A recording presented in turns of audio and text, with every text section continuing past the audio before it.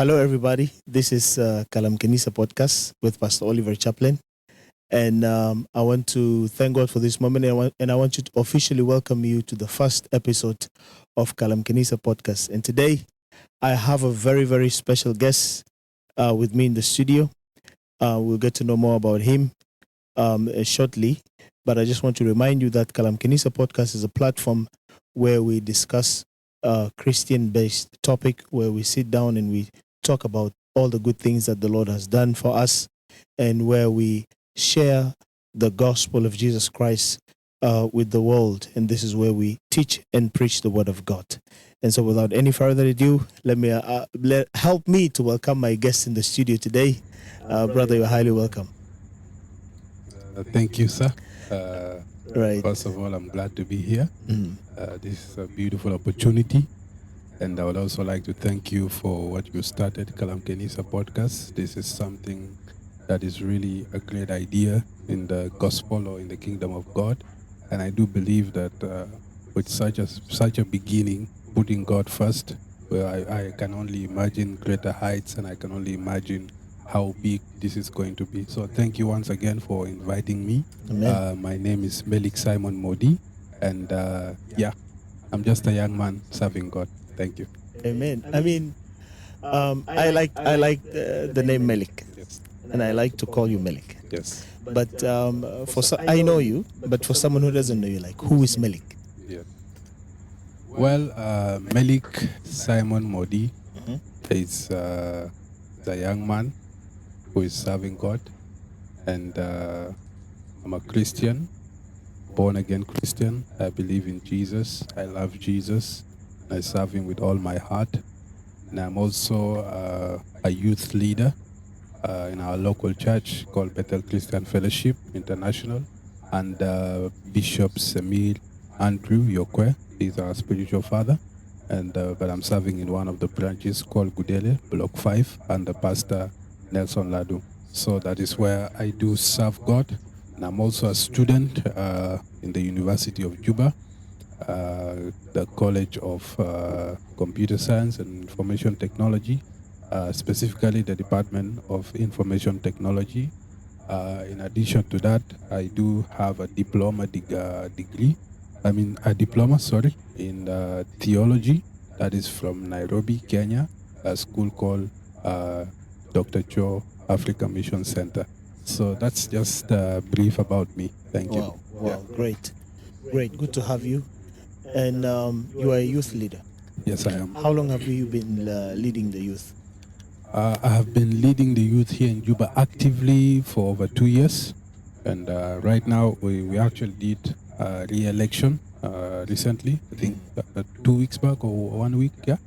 And I happen to be re-elected again as the youth leader. Right. So, and it's going to be for a period of another 2 years. So I can say it's 2 years and counting. Yeah. Wow. First of all, let me say congratulations. Thank you. If the youth re-elected you back, means there's something about you that they cannot just, they still want to be blessed by you. Sure. You see, I heard so many statements, and I've been a youth leader before. Yes. And I know sometimes leading youth cannot be easy. For sure. But what do you do that youth have they have decided to bring you back again? I mean, how do you lead this youth? What are you doing that is making them, the way they are? Okay, thank you. That's a good question. Right. For me, as to be a successful youth leader, I can say, before even what you do, is who you are. Right. You being that leader, so you possessing the characteristics or the nature, the attributes of a leader. Right. Because we know a leader is an influencer, a leader is a visionary, a leader is a leader by example, a leader is someone who shows the way, and not only shows it, but he takes steps ahead, and then people see the steps he's taking, and they choose to follow. What I know, people are just like, let me just use this example, is people everywhere, whether in the church, whether in the world, whether in business, whether in politics, whatever.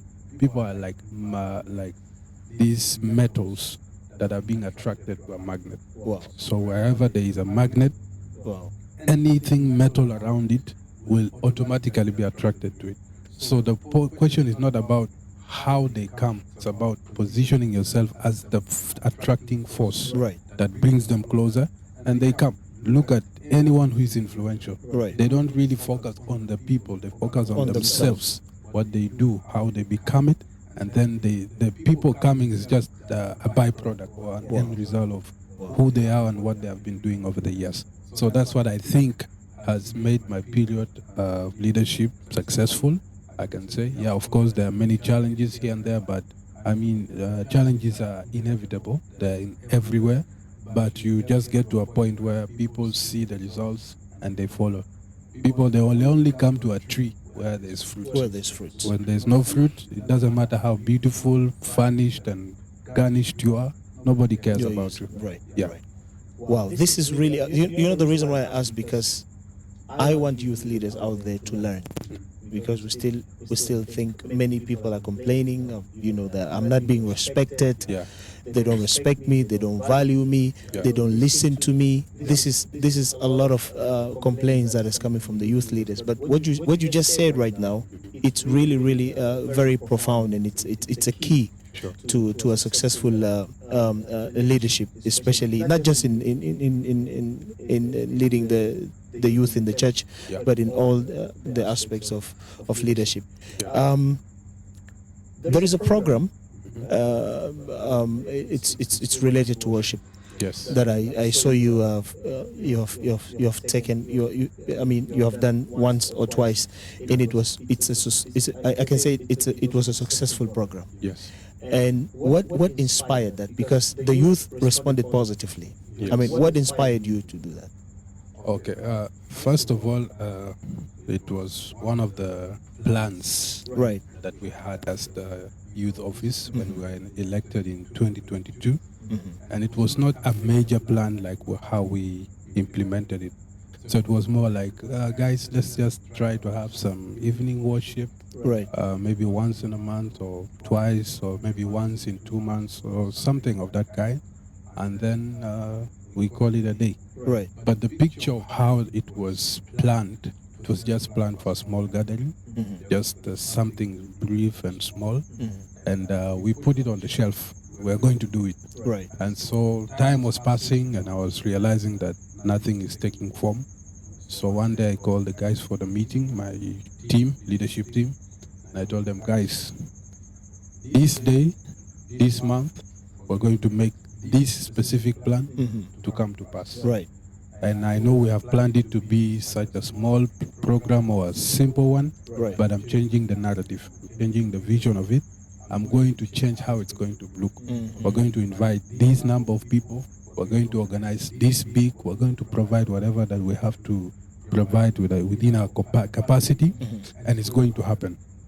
So to many of us, it was like something that is impossible, because even when we planned about it financially, it was beyond our pockets, beyond our budgets. Right.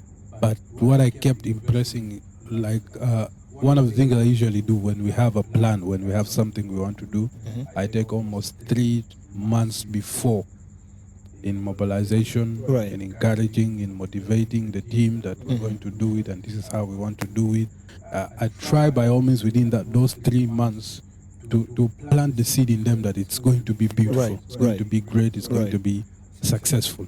So imagine you speaking every week to a group about something that's going to happen in 3 months' time. And you're not speaking negative, you're not speaking about whether you don't have the money or not, you're speaking faith. You're telling them it's going to be possible. We want to do this, we want to do that. So as time went on, faith began to arise in their hearts.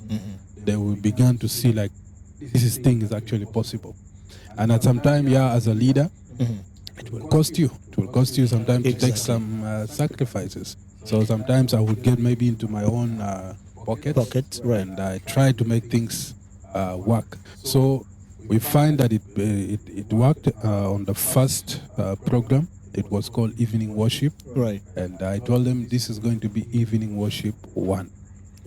So me giving it a number, it means there's going to be the second, the third, and consecutively going on. So they liked the idea, and then they were cooperative enough. That's what I can say. They were cooperative enough, and it was the first program that was big during my time. Wow. In the church level. Wow. It was the first program that was big. I think we invited over 20 churches, and we just made it. We say the church leaders, they're just going to come, sit, and see what we are doing. Right. None of them is going to preach. None of them is going to sing. It's only going to be us. Let them see what we can also do. So with that, it opened another door, or it opened another opportunity, and we had promised them that we're going to have the second edition or season in about 3 months' time from the time we had it. Right. So now, after having a successful program at first, they began to be influenced, and now they began to plan.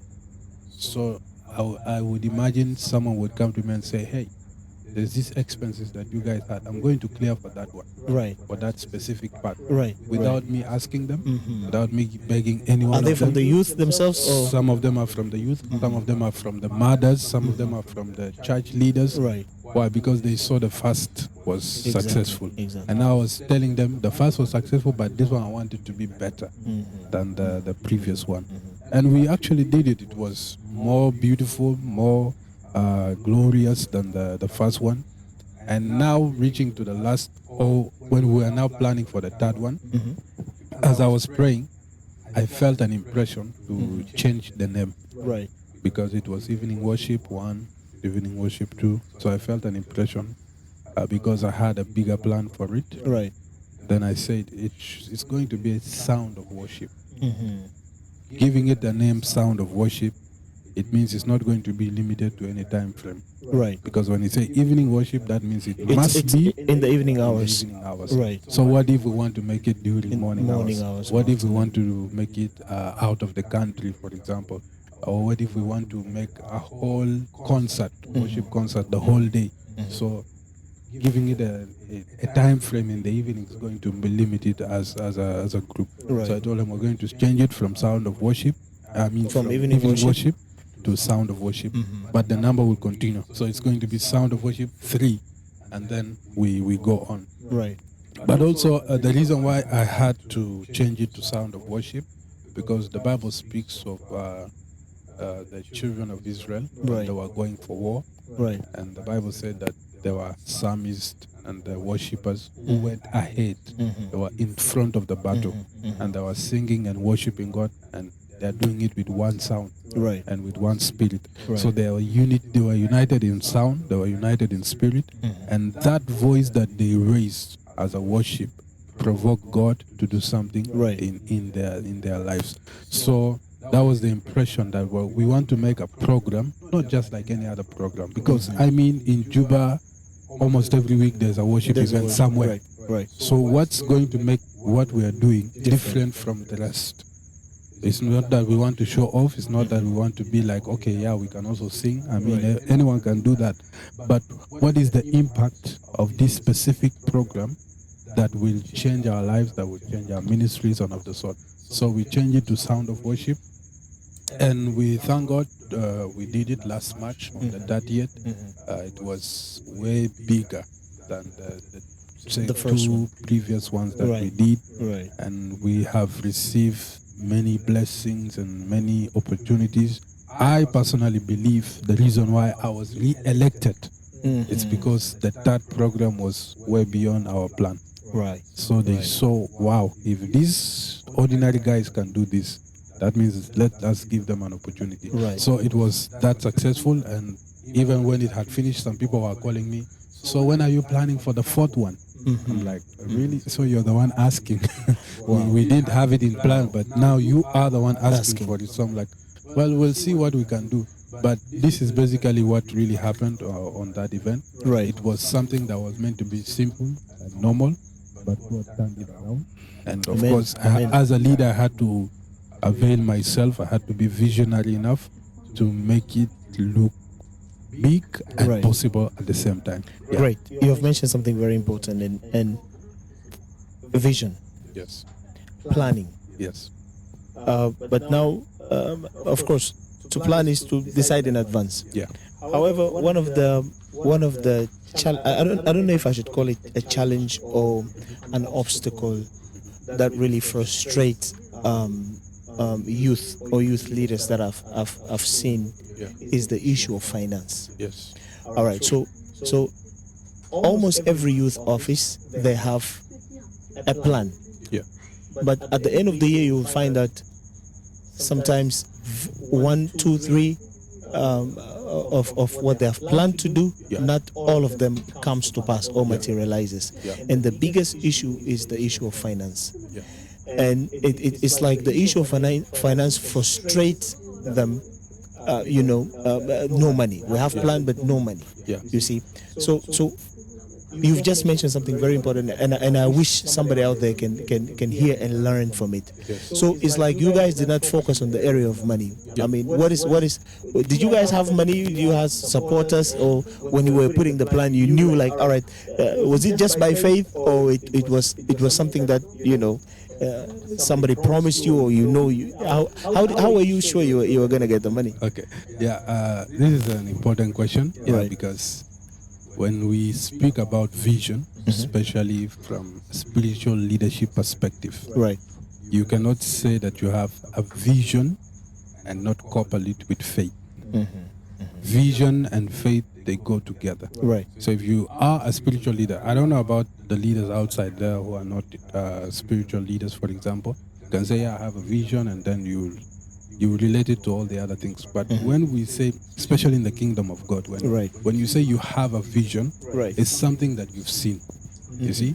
But also the Bible speaks of faith, that it is the evidence of things not seen. not seen by the physical eyes. Right. Yes. So you have to see it in the spirit realm and then believe it that it's going to take place. Right. So that's one thing that we need to put aside and also understand, that as a leader, when you say you have a vision, make sure you have faith going along with the vision. Otherwise, you'll be frustrated.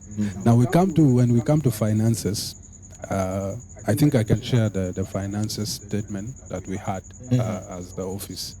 I received the office, or we received the office as the leadership team with only £9,000. The handover, the previous office, the handed previous you, office handed over to us with £9,000, SSV. Okay. which is even less than $10 by then. So that's what we received. And then we had a plan. Okay, yeah, guys, we're going to do monthly contribution and stuff like that. Every month you pay this amount of money. Some were turning up, others they were not turning up. Right. So I saw that it's not working. But now I did not look at finances as the main obstacle to why it should not work. Right. Very Because if really God called us to do this work, He will provide it in Right. His way. important. Definitely. Yeah. So what we needed to do is now we put the plan. Okay. We say yes, we're going to do this. We will do the budgeting because it's important to budget. Right. This is the amount of money we need. This is what we need, and we put it on the table. And like I said, sometimes it's beyond our budget. But now I come to them every week and tell them With the words of yes, encouragement. with the words of encouragement and faith, we are going to have it. It's going to happen. I don't know how, but it's going to happen. Right. And then sometimes we even take days to pray. Let God open doors. Let God open financial doors. And they pray and they pray. And one of the beautiful things, you pray this week, for example. Next week you come and hear someone say, "Hey, I think I heard you guys were planning for something like of this kind." Someone who is not even a member with us, and someone we never ask about anything, but he just comes and say, "Hey, I heard. Oh, what are you guys planning? Okay, I will give this amount of money from their willing heart." So the money that came from people who are out of the youth mostly, Right. but also we had some youth in the membership Right. who are, God bless them with some good jobs, so they can earn some money, and so they also felt the burden. Right. Because you see, the vision is not only for the leader to say, okay, it's Exactly. mine. Right. It's like you're selling the vision to them, and they buy it. Once they buy the vision they will take it as their own. They own it, yes. And then now they will now contribute to it, not as yours, but as ours. Ours, yes. You see? Yes. So now some people, including me, myself, when we see that, I will be like, okay, as a leader, I want to take that. I'll clear for this. And someone will come and say, okay, I'll also clear for that. Right. Without me pointing at names or mentioning them or saying, so and so, please do this. No. They come willingly. But at first, we had to see the vision. Right. We had to believe it. We Right. had to pray and believe God for it. And we leave the rest to God. God is the one that turns hard to bring finances. Mm-hmm. This is something that I've learned over these 2 years. It's God that really turns hard over these finances. Amen. And by the time we're closing or we're handing office to the new office, we had more than 200,000. Wow. More than 200,000. Wow. So we received it at 9,000. But now we're handing it over with more than 200,000. And the church doesn't really give money to the office of the youth, as we know in South Sudan. Right. They don't really say, okay, every month there's this amount This of money. portion of money for the youth. No. It's But not our church or our leadership, they have been standing with us. Right. They will say, okay, you guys are planning for this, we will give you this. Right. But now, how do you expect me to support your vision when I don't see you serious about it? You see, that's the point. When they saw the first program succeeded, the second succeeded, they'll be like, okay, now these guys, I Right. think they need support. Right. Let's give them something. So when we come to the things that we do for God, let's not first say, okay, it did not work because we do not have finances. Right. Did you pray about it? Did you ask God for it? Did you really believe God that it's going to happen? And to tell you, even this is something that I'm going to raise the bar high, we never borrowed money from anyone. Wow. All this period that we did, whatever we did, we never borrowed even a coin. Anyone that owed us or we hired for a specific program, we paid them fully. So right now, we can walk head up high and no one can say, okay, these guys, I served them in this program, And but they they did not still pay owe me. me No. one. Right. We can call them again and they would happily come because they know we are people who clear our bills. Because we have this issue of Christians, because I know, for example, you have a studio, I will come and record, and then I'll not pay you money. You see? And then the next day, if I'm coming to ask you to record, Right. would you really accept? Because as much as we are brothers, you're killing my business. Definitely. You see? Definitely. So that's one thing that we also never did. We never borrowed.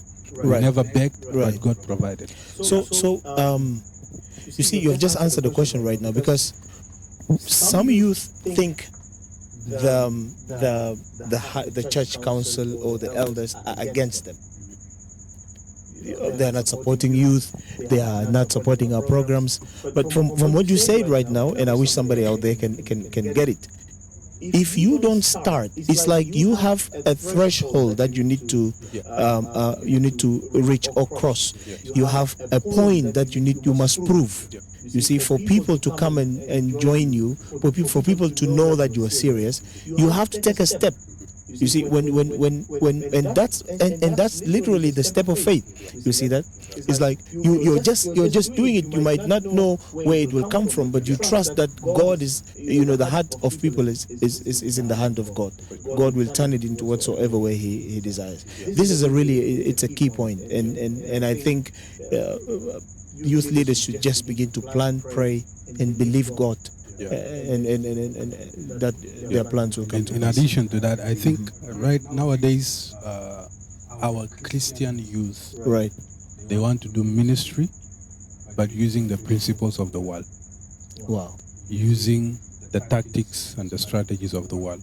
They don't want to use the principles of the kingdom, Bible. which is Right. faith, vision, believing, trusting in God, praying, fasting. They don't want to use that. They'll be like, nah. You tell youth to come and pray for a specific program. They will not come. They will not turn up. But you tell them we have a practice for this program. Full. Even those that disappeared for months, They will appear. they will appear. So, what's the difference between you and the other the worldly musicians who person. are outside? So Right. it's the same things that you're doing. So, Right. someone was saying that one great man of God was saying, you burn yourself or you burn your light and let the world come and watch you burn. Yeah. You see? Yeah. So the same thing, I'm reminded of the story of David. David was known by Saul. But the day David killed Goliath, And the day David brought a victory, Saul even asked, who is this man? Right. Or who is this young man? Right. Right. Do you mean to tell me that Saul never knew David before? He knew him. But because David brought himself to a certain light of glory, Saul had to ask if that was the same person or not. Right. Right. Jesus was a young boy, ordinary boy. But the moment he started questioning the Pharisees and the Sadducees and the elders of the time about the scriptures and comparing them, they started noting, and who is this young boy?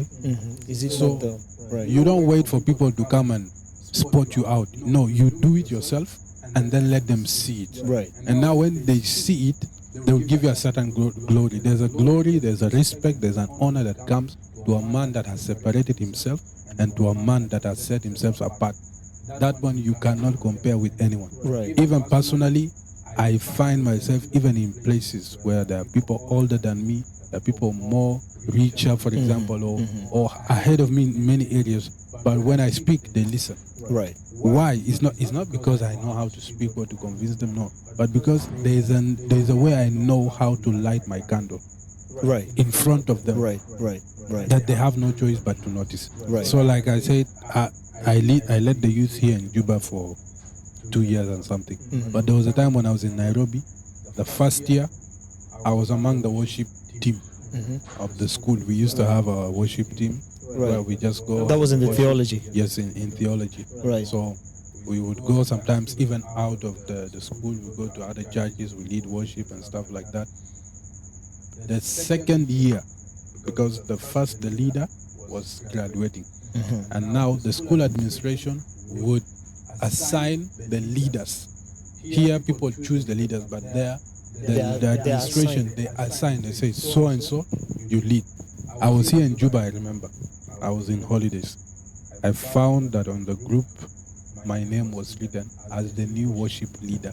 Wow. Of this whole school. Wow. That means anything to do with worship in the school, I have to falls be. I'm the one jurisdiction, right? You see, and it's not something I asked for it. It's not something I voted myself into. They chose. So you see, people sometimes they want, okay, give me a chance. Okay, can you do it yourself before I give you any chance? Can you shine your light before we know you? Right. You see, right. And then when we know you, we can give you a platform. Exactly. Nobody, as a spiritual father, nobody wants to give a platform to a child who's not ready. Who is not ready. You will come and destroy things. Definitely. And the responsibility will be on the father. On the father, you see. Yeah. So that is one area that we really need to take care of. Okay. Yeah. Now let's take a different turn. Yeah. One of the things that is, if I can say, ruining the youth in the church, yes, the issues of relationships. Yeah. Like, as a youth leader, how do you advise the youth you are leading, especially in this area of relationship? Do you you are a young man, as you said, yeah. And I believe you're single. Yeah. So how do you deal with them in this area? Okay, that's a tough question. Yeah, important. Right. It's important. Right. It's not something that as a leader you will not encounter. What I would usually do is, you cannot tell a youth don't date. Definitely. Nowadays. It's very hard to tell them, okay, don't date this girl or don't date this boy. But you tell them, okay, there is a godly way to do it. There's a godly way to do it. There's a right way to do it. So if you want to date so and so, it's no problem. Come, share. If you think your leader is not worth enough, right, go to your pastor, who is your spiritual father, and tell him so and so, I have this 1, 2, 3 with this person. Let it be known. You see, once it is known, there is even a parameter that you will not cross, because it is known among you. Right. And also, when we know among ourselves, we will be able to deal with you. Right. If there's an area, for example, we find you in a certain area, you're weak in it, we can be able to help you in that area. We'll say, brother, this and that. And also sometimes we got as the youth, the male guys, the male gender. Right. And sometimes these conversations, they pop up and we talk about them. Right. Because we know each other's boyfriends and girlfriends. Okay. No, so okay. we start sharing, and we say, Right. brother, here, this is not right, and this is not right, and this is the way you should do. Right. So when we have that group, it's a kind of accountability group. Mhm. You have people you're accountable for. You have leaders you're accountable for. Yeah. Let me ask you on a personal level now. Welcome. How do you relate with sisters? The reason why I asked is because, in as much as they are our sisters, they are women. Yeah. And they are young women as well. For sure. There are people who are planning their lives, and they're just trying to find somebody they can spend their lives with. Yeah. And every woman likes a responsible person. Yeah. And a successful leader as young as. Yeah. So do you face these challenges among the sisters? And if you do, how do you relate to them? I mean, how do you deal with this? I do, but I think on my side, Mhm. it's maybe the principles that have been inbuilt in me Right. that is actually helping me, because it's not only from within the church that I get these kind of Right. of issues at Right. work, at school. I mean, who wants to see a successful person? And I mean, yes. So what I do, I always make sure that things have limitations. right. Especially with women or with the female gender. Right. You cannot say that you can be all friendly With everybody. with everybody, and especially with women. Mhm. You may be that person who is all friendly, but they can catch They you. they can misunderstand. And they can actually misunderstand Mhm. your caring or your friendliness for something else. Right. So you find yourself, you're here and you're there, and someone is thinking you're in love with them, Mhm. you're not. Mhm. When you're just trying to. So I try to set a boundary. I try to make sure that if it is friendship, there's even a limit to friendship. Right. Right. There's a level, there's a time I can't call you. Mhm. If it's a certain time that has gone beyond that time, I don't care how important the issue is. I'll wait for a specific time Right. to call you. Right. There are some places I will not go with you. Mhm. If we have to go in a specific place, it has to be clear what Right. is the agenda we are going into.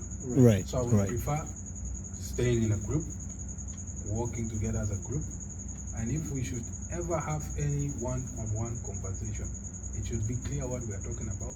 And once we are done, then That's it. And in a public place also. it's in a public place. Right. Very open to people. Right. That is something that you really have to do as a young person, Mhm. because if you don't, you will mess yourself up. Because Right. even some boys, for example, they may mean well, see, but some ladies they call it Definitely. science. Definitely. See? Right. Then now she starts to treat you like someone she is in love with, when you actually mean good intentions. So Right. you have to always be clear. And ladies, sometimes they will not pop up the question. Of course. They'll wait for you to pop up. Definitely. And for me, you will wait for long. I'll not pop up that question at all.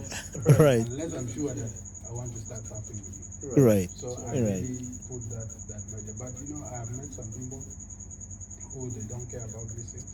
They just be all friendly anyhow. Mhm. And they don't have boundaries, and they don't think. And they think us who put boundaries is Like you guys are, we are too holy for these things. But it has been helping us. Mhm. Has been helping me personally. As per now, I mean, I was in Kenya, Right. far away from my family, Right. far away from Right. my leaders, far away from anyone. I could have Right. done anything I want to do, But you chose not but to. I chose not to. And right now, all the female friends that I used to have, we're still in good terms and good relationship Mhm. with them. In fact, one of them is getting married soon. Oh, okay. And, Okay. Imagine the distance. She's there and I'm here, but I'm among the first people she contacted Wow. to tell me about her marriage. Her wedding. And she Right. has even included me in the prayer group. Wow. People that are praying for what? For her wedding. Right. But Right. because during the time that we were there, I really meant it as friendship. Mhm. We Mhm. pray together, we serve together, we do the work of God together, and that's it. It's schoolwork done, you go back home. Right. Wow. This is really great. I am learning, and I believe others are learning as well. How do you? Okay, you are a leader. You are a youth leader, and you are also a minister, um, and you are a student at the same time, and also you are, I believe, you are working as well. How do you balance with the responsibilities of the youth office? How do you balance these things? Yeah, first of all, personally, I do believe in multitasking Right. as an individual. And the reason I do believe in it is because I have seen many of my role models Mhm. are people who are multitasking, doing more than one or two things, Right. and they're doing good at it.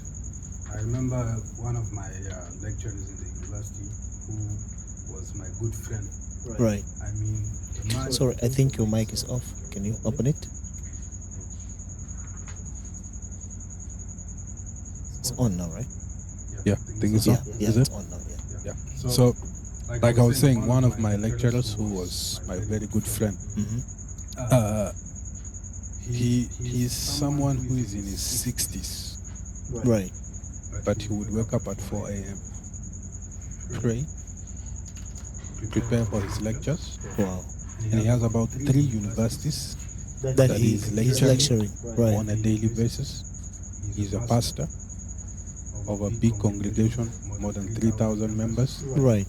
and he's a leadership trainer, and he's a pastor of pastors, Wow. and he has his family. He has his many different businesses that he's running, and all of these things is running within the same 24 hours. Wow. And he used to be my friend, and he would take me to all of these places, take Wow. me to these schools where he's working.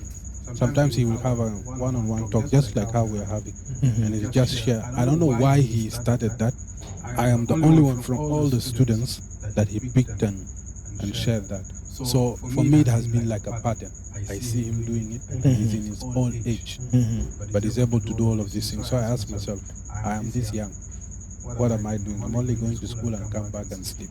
Right. And I feel I'm tired. But this man, he wakes up at 4 a.m., goes to bed 9, maybe 10. Tomorrow the same thing. And he has family, he has children, he has businesses, he has many other things to do. And many other role models that I have learned from. So when I came to Juba, initially my plan is to get some job that I can get some money from it, Right. continue with my education, and serve God at the same time. Mhm. So it's been my prayer, and God has been good to me. He has been answering that prayer for me. So I got a job when I came, and then joined school the next year, which is 2023, Right. evening program. And right now we're going on well. And I was elected also the same year to be the youth leader, which I accepted because I knew that is the path Right. that God was setting for me. Right. So it's all about planning, commitment, and being clear. Right. So sometimes, for example, as a youth leader, there are days where I'll be having examinations. So I will need to prepare for that. I build a team around me where I will tell them, guys, I think for this 1 or 2 weeks, I might not be available because I need to attend to my school. And once I'm done, I'll be available. And they move on well. Right. I set roles, set assignments. They go on with it because it's not about only me playing the whole game or Definitely. the whole thing, Right. but there's a team around me. And then I go to work in the morning, go to school in the evening, and when there are some days that I have to be in the church for some practices, some meetings, I avail myself. And I made it clear from the beginning, the church leadership, they knew it and they accepted it. The youth, they knew it and they accepted it. Right. My family, they knew it, they accepted it. So I was able to do all of these 3 things at a go, and I am good at all of them. Wow. Good at leadership, good at my school, good at my work at the same time. So it's something that I desired. It's not something that just came automatic. Right. There are many people who, if I share with them my story, they'll be like, how are you doing it? You wake up from 5 and you go back at 10 on a daily basis, till Saturday. How do you do it? I just say it's God helping me. It's God giving me that grace. Amen. Because 1, I saw it as a pattern in someone. Number 2, I desired it and I pray for it. Right. I prayed that I really wanted to do all of these things. I did not want my job to stop my to affect education. them education. And I did not also want my ministry to stop the both of them. So I wanted all of them to be running at the same pace, Right. at the same speed Right. that they had to. So God has been gracious to me, and He enabled me with that. Yeah. Wow. Yeah. So it is possible. The bottom line is it is It possible. is possible to do many things at a go At the go, yes. and yes. still be good at all of them. Right. There are some right. people who say that you can be a jack of all and master of none. I don't really believe in that notion. You can be many things as long as you're determined and give it everything its attention that is needed, Right. and perfect it. Right. Yeah. Right. The capacity that you build for Yes. it. Right. Yes, exactly. Wow. Melik, thank you so much. Welcome. It has been a wonderful conversation, Sure. and I believe we're going to have you again.